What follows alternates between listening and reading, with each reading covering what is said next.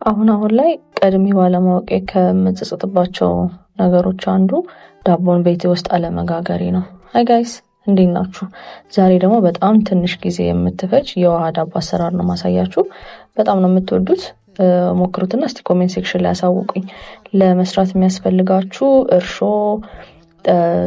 ስኳር የተወሰነና ውሃ አድርጋችሁ ታስቀምጡታላችሁ። ከዛ በኋላ ዱቄታችሁን ነፍታችሁ ካስቀምጣችሁ በኋላ ጨው አድርጋችሁ ቤኪንግ ፓውደር አድርጋችሁ ያንን ለ5 ደቂቃ አስቀምጣችሁ ትንሹ አንድ ላይ አድርጋችሁ ማብካት ነው።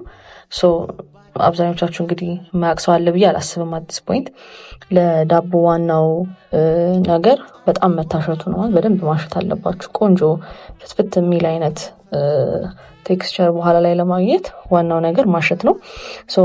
ከ10 እስከ 15 ደቂቃ በደንብ አድርጋችሁ ታሹትና ለ20 ደቂቃ ወይ ደግሞ የሳይዙን ደብል እስኪያደርግ ድረስ ኩፍ እንዲል ከርናችሁ ታስቀምጣላችሁ ሞቅ ያለ ቦታ ላይ።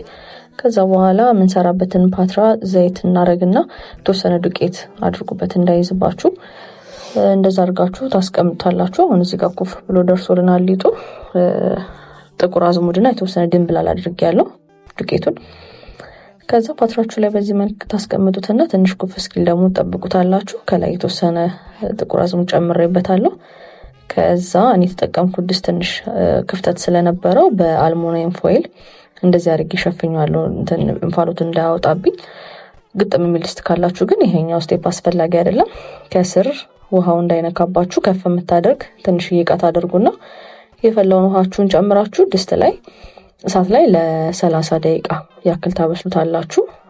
እዚህ ጋር ቼክ አደረኩት በስቲኪኒ ቆንጆ ሆኖ ወጥቷል። ልነግራችሁ አልችልም። በቃ በሻይ ደግሞ የሚገርም ቴስት ነው ያለው። እንደኔ ሻይ በዳቦ የምትወዱ ሰዎች ሞክሩት። Thank you for watching. Bye.